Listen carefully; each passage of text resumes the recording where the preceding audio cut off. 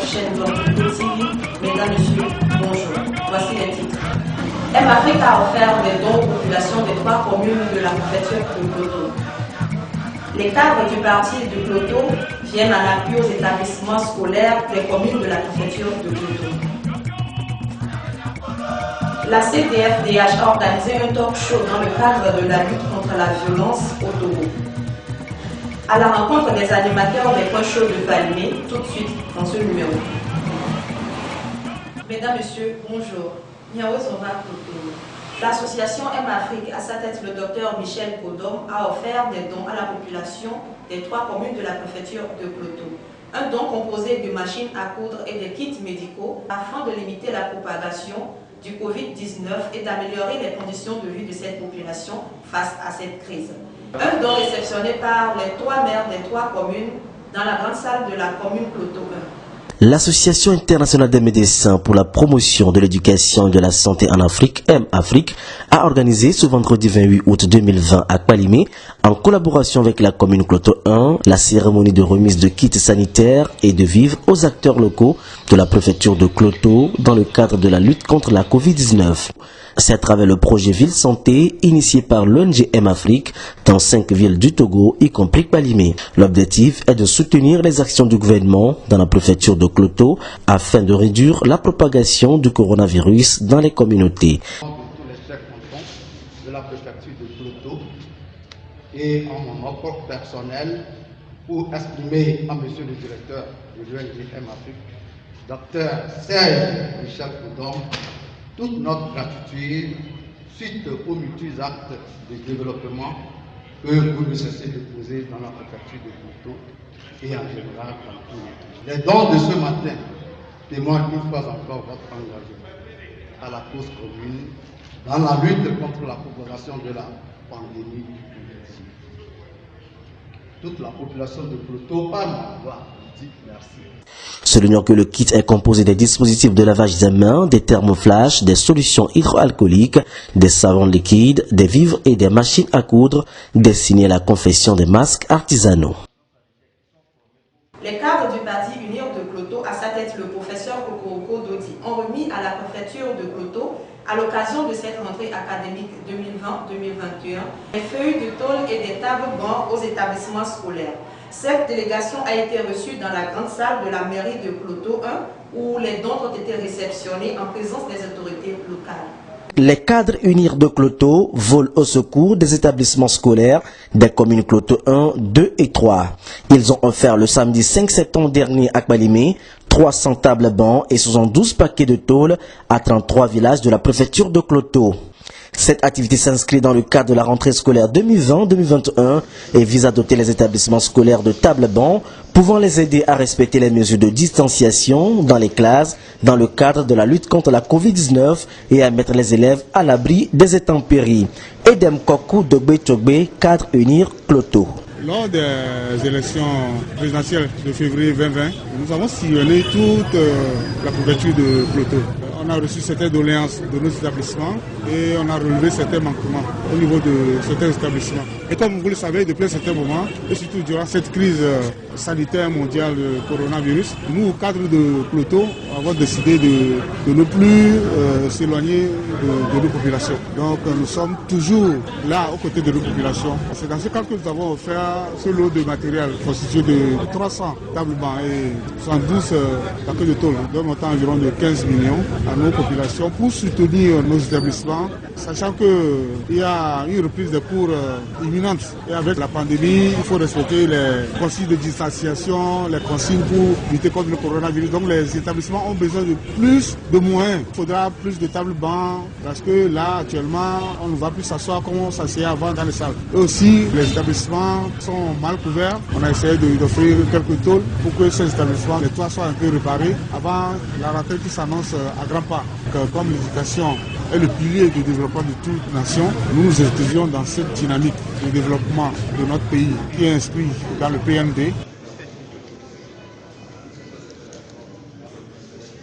Le Centre de documentation et de formation des droits de l'homme, en collaboration avec le CNUD, a organisé une activité dans la ville de Palimé, située à 120 km de la capitale togolaise.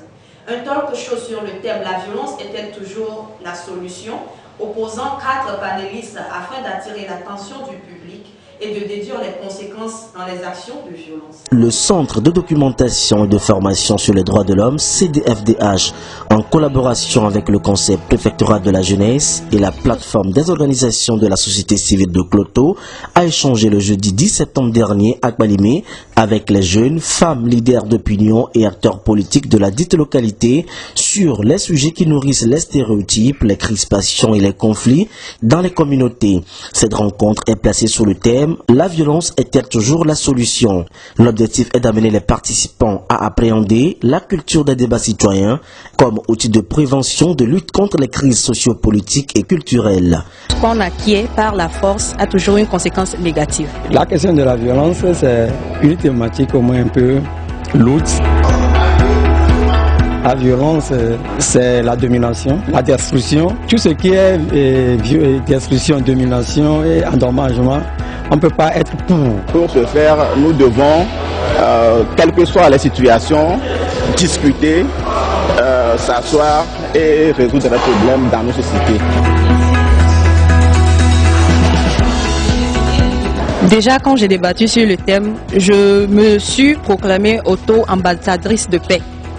Et de là, de mon entourage, de ma famille, avec mes amis, je ne ferai que pérenniser cette solution ou bien cette résolution que nous avons tirée de cette activité, de ce projet que le PNUD a humblement financé. Dans notre préfecture, plus précisément dans notre commune Kloto 1, les autorités font de leur mieux pour préserver la paix.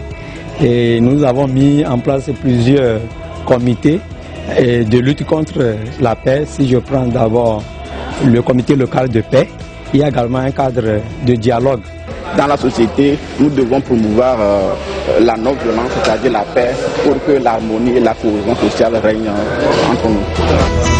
C'est que la violence ne résout pas beaucoup de problèmes. Maintenant, il faut promouvoir la paix. La paix, c'est quoi? C'est un comportement d'abord à partir de la base, de la maison. Notons que les échanges ont également tourné autour de la protection de l'environnement. Yaovi Aziamate, juriste environnementaliste, conférencier sur le thème de la protection de l'environnement. La rencontre que nous avions fait ce soir avec les organisations de la société civile du Kbalimé, c'est pour les amener à se préoccuper de la protection de l'environnement. Pourquoi? Parce que la qualité de notre vie dépend de la qualité de l'environnement dans lequel nous vivons. Et l'État est en train de faire ce qu'il peut faire pour garantir aux citoyens togolais un environnement sain. Mais l'État seul ne peut pas faire ça sans l'apport des uns et des autres. C'est pourquoi le Centre de documentation et de formation sur les droits de l'homme a initié donc cette formation pour venir vers les populations locales, ceux-là qui travaillent avec ces populations locales pour les former et ces organisations à leur tour vont relayer les informations auprès des populations locales. À la rencontre des animateurs des points chauds de la ville de Kbalimé. Une équipe de reportage a circulé les points animés de Kbalimé à la rencontre des DJ de Kloto à l'occasion de la 3e édition de l'événement DJ Mix Show Kloto. Reporter Komla Dogwe et Laura. Au sein de la commune de Kbalimé, la première édition de la représentation des DJ du Grand Kloto. L'objectif de cet événement était de sillonner les endroits dynamiques en soirée de Kbalimé, c'est-à-dire parcourir l'ensemble des bars de la ville afin de valoriser et promouvoir le métier de DJ et ainsi leur permettre de se faire connaître auprès du grand public. Il est le 3e pour son savoir-faire. Le DJing est un métier que beaucoup de personnes ne savent pas, un métier qui peut nourrir son homme. À travers cet événement au bar Babous, la première édition ce soir, ce samedi, les DJ de Kloto, à leur tête, Assak DJ et Tony DJ, ont pensé sillonner les coins chauds de la ville de Kbalimé, les coins chauds du Grand Kloto pour valoriser ce métier. Et en choisissant un DJ, on ne le choisit pas à la barre ou à la frappe, mais il faudra s'approcher du collectif des DJ pour choisir le DJ. Et quand le DJ va exercer son boulot, il l'exerce avec respect. Et ce qui fait que le DJ ne va pas seul, mais il sait qu'il a un collectif derrière. C'est l'objectif ou les objectifs de ce grand événement qu'a organisé nos deux grands DJ, Achak et DJ Tony. Lors de cette première édition, les DJ ont pu produire des prestations de 30 minutes chacun afin de présenter leurs talents au public. Ces prestations avaient pour but de permettre au public de faire connaissance avec chaque artiste afin que ces derniers puissent leur proposer leurs services tels que des fêtes de mariage ou bien d'anniversaire.